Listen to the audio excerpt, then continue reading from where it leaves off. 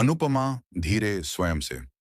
रिश्तों की गर्माहट संभालनी पड़ती है, वरना छोटी सी बात भी ठंडी पड़ जाती है। इसी बीच रजनी गुस्से में दरवाजा जोर से धक्का देकर घर में प्रवेश करती है। उसका चेहरा लाल है, सांसें तेज, आंखों में तीखी जलन। रजनी तेज आवाज में, अनुपमा जी, अपने बेटे को समझा लीजिए। पराग ने आज सारी हदें पार कर दी। अनुपमा चौंक कर उसकी ओर मुड़ती है। अनुपमा, रजनी जी, हुआ क्या है?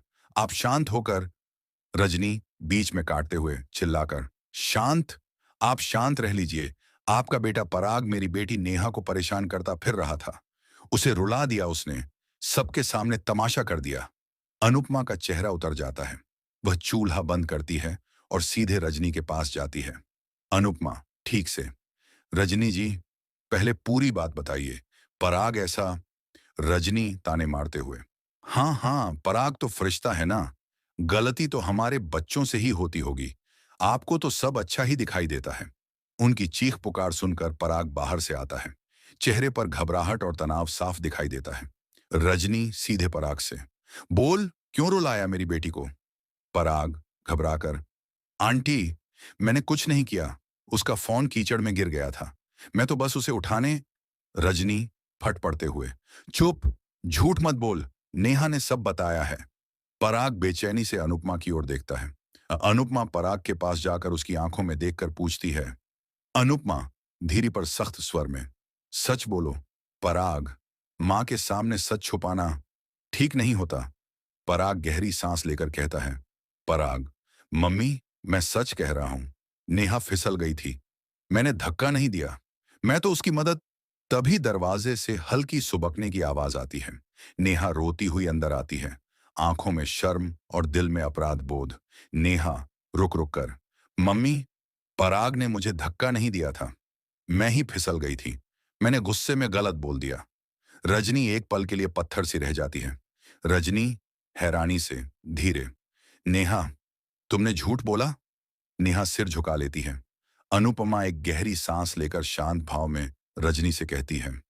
अनुपमा, घर में शोर मचाने से पहले सच सुन लेना चाहिए रजनी जी।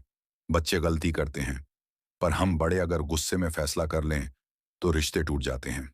रजनी की आंखों में आंसू आ जाते हैं। गुस्सा अब पूरी तरह शर्म में बदल चुका है।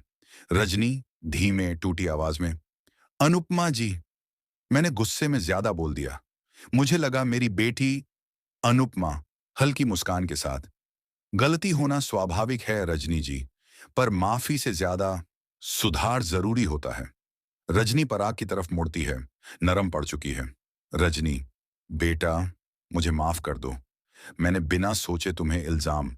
पराग हल्का सा मुस्कुरा देता है। पराग, कोई बात नहीं आंटी। नेहा अपनी मां की तरफ देखती है। अनुपमा नेहा से, बेटा, अगली बार गुस्से में कोई गलत बात मत कह देना। सच कभी छिपा नहीं रहता। नेहा सिर हिलाकर हामी भरती है।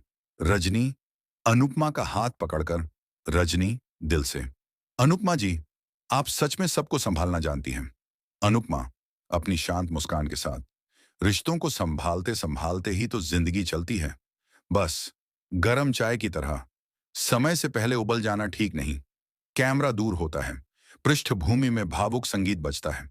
अनुपमा वॉइस ओवर, गलतफहमी की आग छोटी होती है, लेकिन यदि उसे समय पर बुझा न दिया जाए तो रिश्तों का पूरा घर जल जाता है।